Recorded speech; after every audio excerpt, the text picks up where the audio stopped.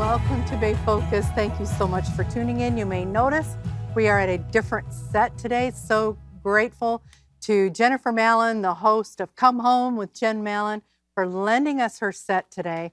Great show. You need to find that show because we're doing some renovations in the studio that we're normally in.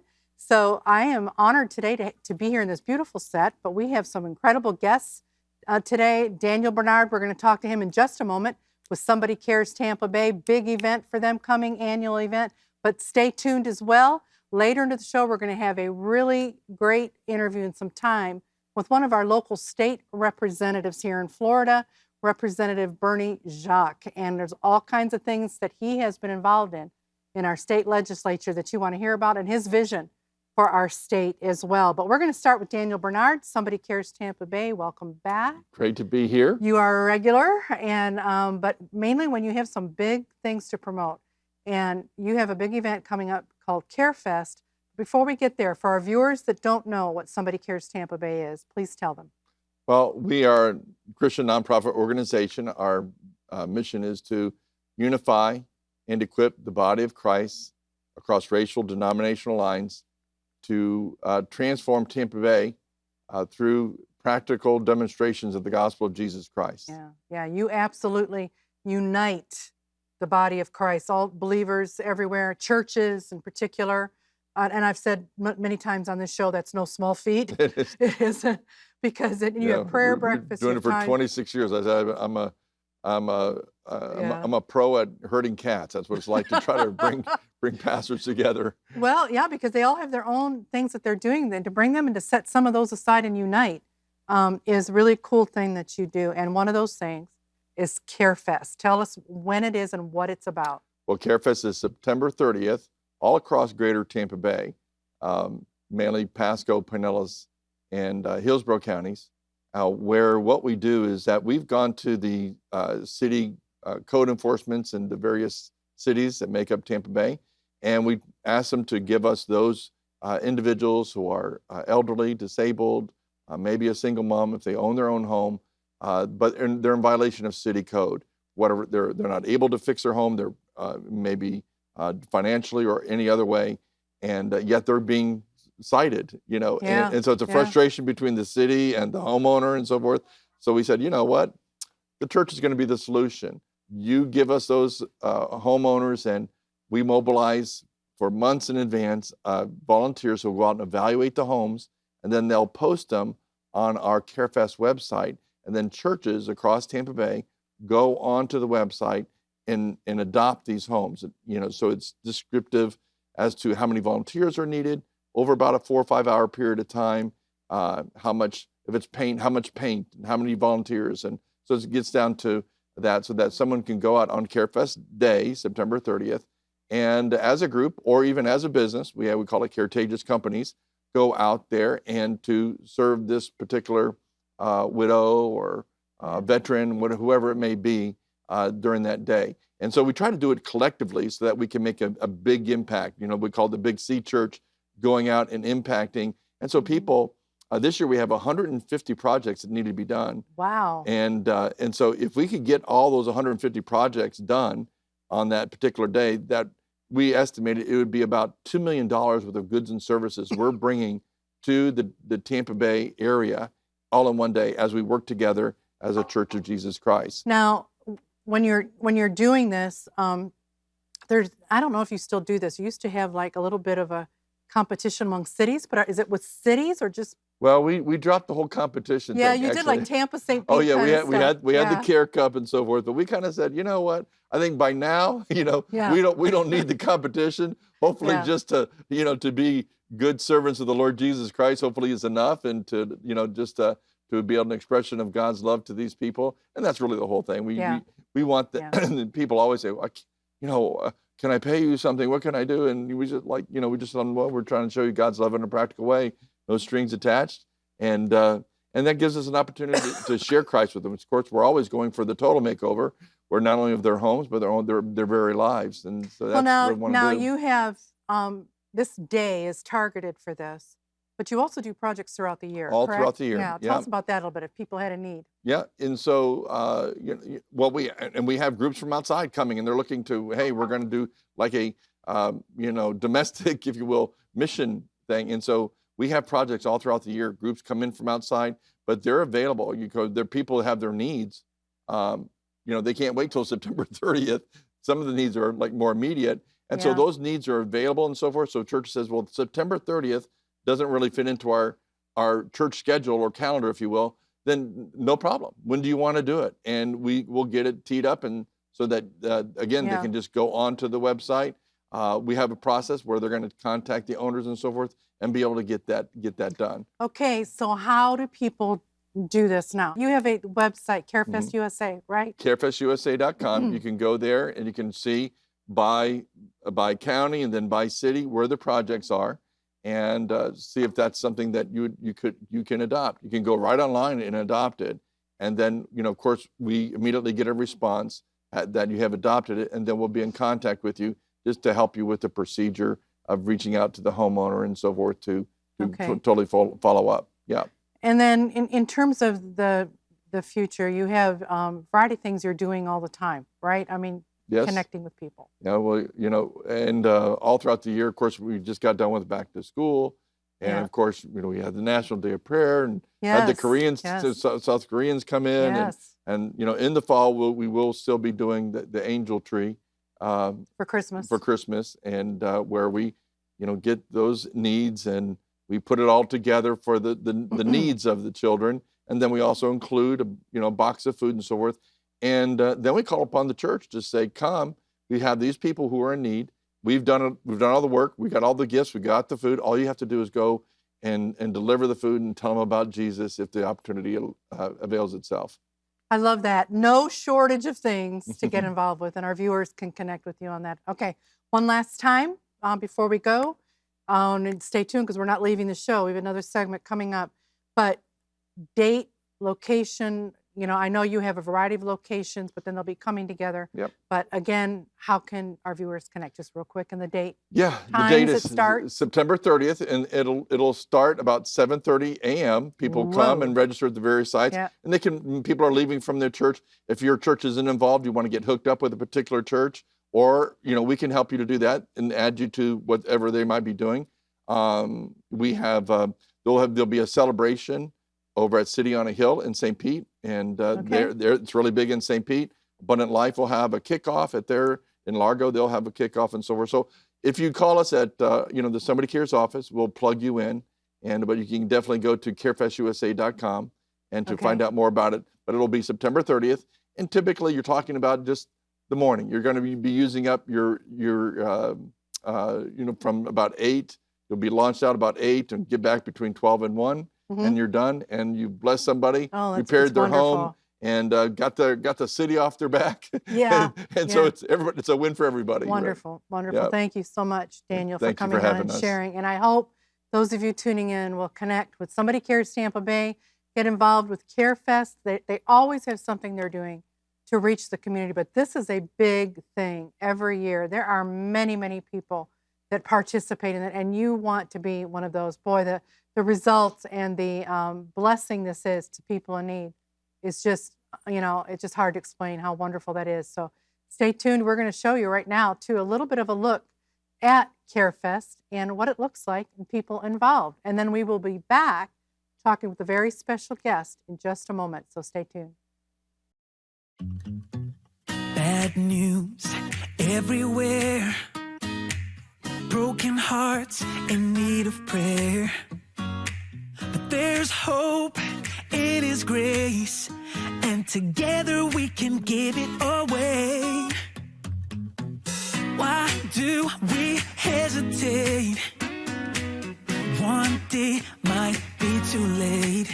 We gotta share the gospel from our heart, 'cause there's no better place to start. Oh, love your neighbor. Love your neighbor as yourself. We got to love one another. Oh, love your neighbor as yourself. Come on,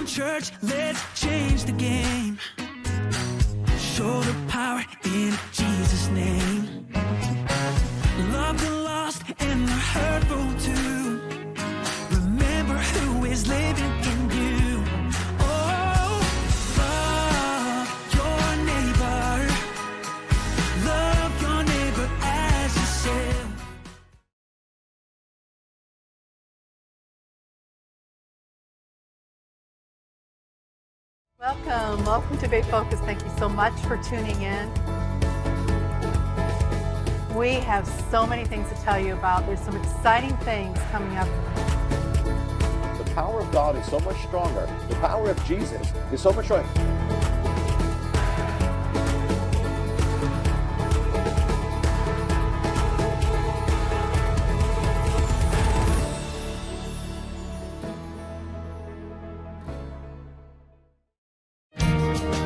Hometown Happenings, a CTN exclusive.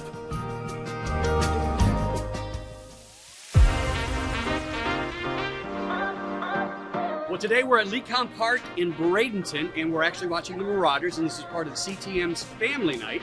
And our GM, Bodie, got to throw the first pitch. It was a two-seam slow pitch, but it was over the plate.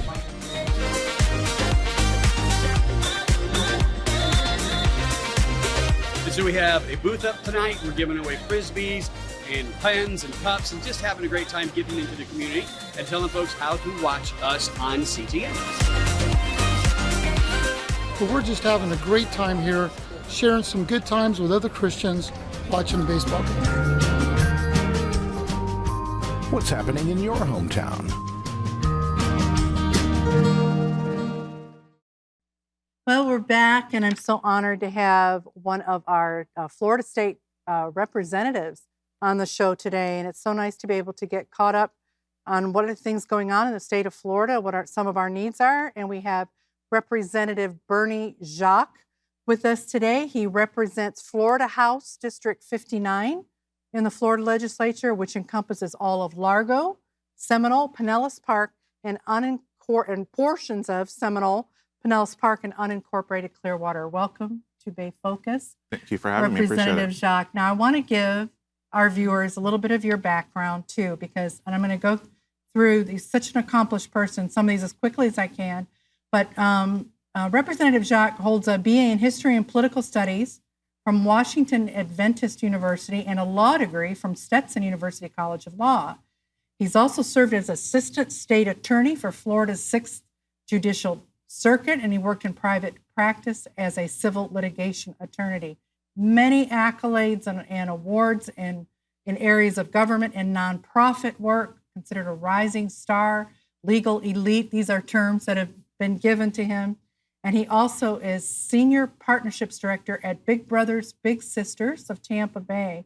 And he's worked with Governor Ron DeSantis, appointed him to a 6th Judicial Nominating Commission, 6th Circuit.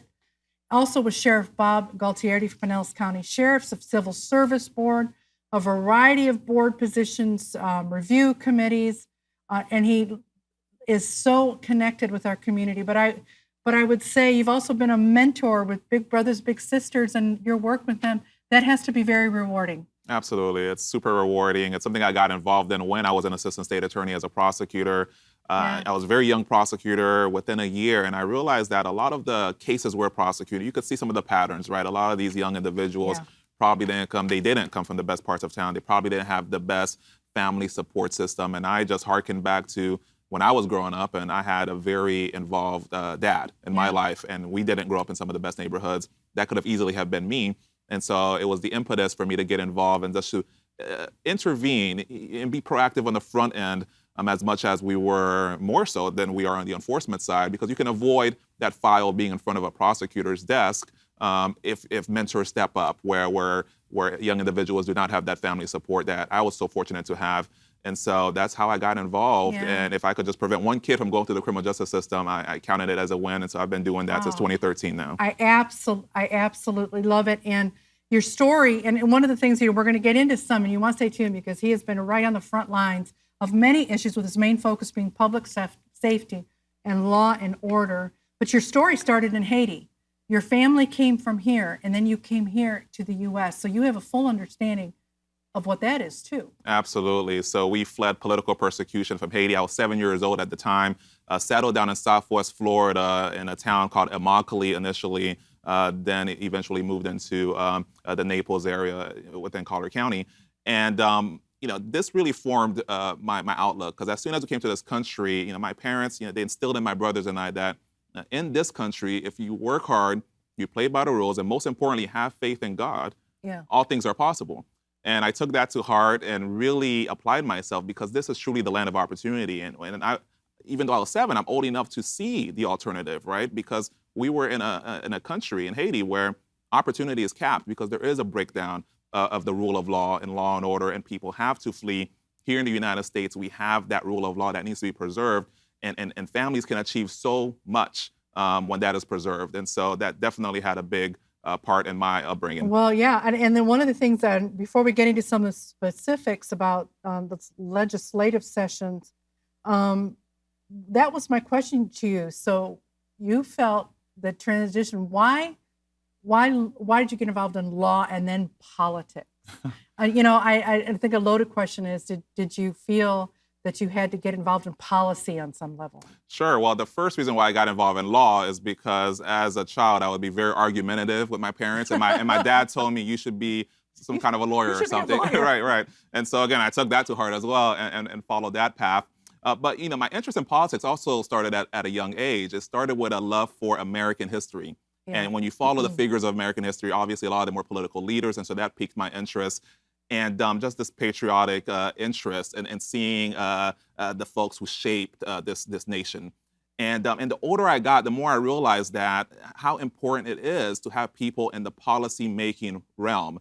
And I go back, I mentioned before that we had so much opportunities here in this country, not only opportunities, but freedoms that we didn't have before. This was not by accident, right? Number one, our brave service members who defend our freedom day in and day out. And then also people working in the halls of the legislature, making sure that there are rules and laws in place that protects freedoms and opportunities. And so the older I got, the more I realized that this could be a great calling based on that passion that I developed academically. And growing up in the church, it was instilled in us that all are called to serve. We all are called to serve. You think of the story, the parable of the talents, right? Everybody is given their portion. And I really felt this call to public policy. And so I determined as a young man that this would be my way of serving my fellow man. I love this. I love that, and it's also very much consistent with your work, like you said, mentoring young people. You're making a difference at a root level, and the same thing with legislation and policy. You can create things that can work, that people can draw from and use to make decisions in our state. Which brings me, you're mentioning your personal faith, so we know you're a Christian. Right, correct. Absolutely. And that weaves into, because you feel this is a calling. But what about some of the specifics? Now you've been in since 2022, but there were some high-profile things that you were involved in. You talk about making policy that in this past session. But I want to throw to you first before I ask you any specifics on that.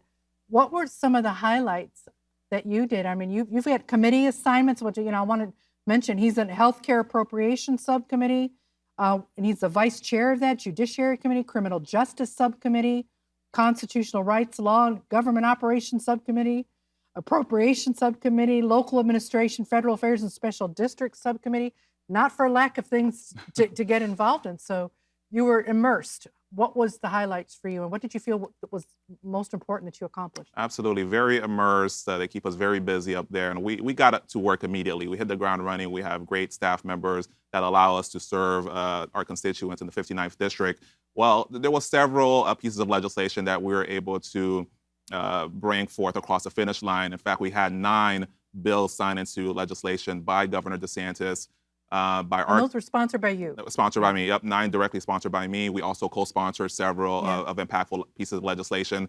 And so I'll talk a little bit about a few of the highlights, one of which was the bill that cracked down on illegal immigration. Yeah. And so, again, based on my family story, I truly honor doing it the right way. Yeah. There's a wrong way and there's a right way. And a nation needs to have a border. A nation needs to know who's coming in and out. When our family came, we went through a port of entry, we made ourselves known, and our claim was processed in the appropriate way. And there's still family members who are trying to do it the right way, waiting in line. And so nothing irks me more when I see people who cut the line, and it's a breakdown of the rule of law, again, right? So this is the same reason why a lot of people flee these countries. And if we do that here in the United States, I mean, what makes us special anymore if we're not upholding the laws? And so we made sure to crack down on illegal immigration here in the state of Florida as a result of the open borders that we've been seeing recently. One of the key provisions of that piece of legislation is that we up the penalties for human smuggling within our state. And if you've seen the movie, I'm sure you have, Sound of Freedom, you know that human trafficking is a big issue, especially when it comes to our minors. And a lot of it is very much coming across our southern border. And so what we did is we upped the penalty. If you smuggle a minor across state lines who is not legal, or 5 or more people, or if you had a prior conviction, it's now a second-degree felony punishable by up to 15 years, making it very clear that we do not tolerate the trafficking of individuals here within the state of Florida. Okay, and that was a huge thing and very important to a lot of people, and you know that we could secure. And then quickly, the other high-profile one was the sentencing proceedings and death penalty cases. Correct. Big bill reforming our death penalty statute. Yeah. So when I was a prosecutor, the Supreme Court, right towards the end of when I was serving, the Supreme Court of Florida at the time, which was a very liberal court, it's not the case anymore. Thanks to Governor DeSantis, we have one of the most conservative courts that upholds rule of law. But that old court said that the jury had to be unanimous in providing a recommendation. Now, mind you, this is after the same jury has found the person guilty beyond reasonable doubt, all 12, and all 12 have found that the person meets a qualifying factor to be eligible for the death penalty. And then they're saying just the last recommendation had to be unanimous. That was not based in law. I knew that was wrong, even at the time, but because the Supreme Court said it, the state legislature at the time amended the laws to require all 12 jurors to recommend the death penalty after they all agree that the person is guilty and is deserving of the death penalty. So what ended up happening is a travesty of justice occurred down in South Florida, in the terrible Parkland shooting. That heinous individual, where all knew he was guilty, he told us he was guilty. It didn't even go to trial. It was just in the penalty phase, deciding as far as what the penalty would be. You had a small handful of holdouts that wouldn't do what everybody in that courtroom believed to be correct. And because of that, he escaped the true measure of justice, most Floridians believe. And so we had to come back and reform that. So once I get elected, fast forward, I went to the speaker and said, I want to work on this piece of legislation because this is such a travesty of justice. And so we're able to reform it. And so no longer will you need a unanimous, all 12 jurors to recommend. 8 will be enough, a supermajority. And so justice will be upheld. That is an incredible move. I mean, that's definitely unties hands a little bit. Okay, we don't have time to get into other legislation. I want to ask you, people watching that maybe aren't as connected to state politics or things in our nation or even our state, what do they need to be looking for? What do they need to be conscious of? What do they need to get behind? So one of the things that your viewers should know is that your state legislator can be a great resource to you, even outside the legislative process. One of the things that I'll highlight on, and I think your viewers would really be interested in this, is that I was able to be involved in something, not legislatively, but I took on the city of St. Petersburg. They were looking to provide a fund to pay for out-of-state abortions to circumvent what was then our 15-week ban. And so they were going to give taxpayer dollars for individuals to go out of state. I stepped in because, number one, based on my reading of our laws, that's illegal to use taxpayer funding for abortion. And secondly, the same city that somehow had this amount of money to pay for this was also asking the state for appropriations for other projects. So I took a hard line, myself and my colleague, Representative Beltran, another fellow Christian. We said we will not support any dime going to the city of St. Petersburg if they continue with this fund. And I was very serious about it, went down to the steps of City Hall right before the vote, and we were able to end that proposal and save a lot of unborn lives in the process and taxpayer dollars. And so even that, I got a call from a pro-life activist regarding this. I said, Bernie, you want to believe what the city of St. Peter is doing. So I was able to intervene in that aspect. You won't see it in a bill, but your legislator, especially a legislator of faith, can be a very vocal voice on the issues that we care about. It is so important that we're keeping our eye on what's going on here. And Bay Focus has done many programs on the pro-life issues and how important it is to stay active, but on so many fronts with law and order and everything that you are involved in, public safety. It affects us all. You can't tune it out. It affects us all. And for people like you that have a passion, we need to support our leaders that have faith in God as well. So we're putting on screen in this interview how our viewers can go to the House of Representatives website. They can find you there. They can contact you there. Correct you have offices in Tallahassee and then here locally. That's correct. That's correct. You can contact us both in our Tallahassee and local office right here in the Largo area. And when we're not in session, we're very active in the community. We're very engaging on social media as well. So reach out to us in all our different You would be channels. willing to come speak to groups? Absolutely. And do Absolutely. Yeah. We are of service to the community. That is great to know. What an honor to meet you. We barely touched the surface. There's so many things I want to say, too, that he worked with to create for juvenile justice reform, for in our prison systems, to provide opportunities. And there's just, you have you bring so much to your breadth of experience in your professional life, brings so much to your life as a legislator. Thank you for being on the show today. And stay tuned on the screen. We're going to be showing you a few more things coming up here on Bay Focus, and we will be right back. We want to hear from you. Is there an event happening in the Tampa Bay area or an organization helping the local community? If you have answers, let us know. Email us at darleneg@ctnonline.com. Find us online at ctnonline.com/bayfocus or follow us on Facebook at Bay Focus TV.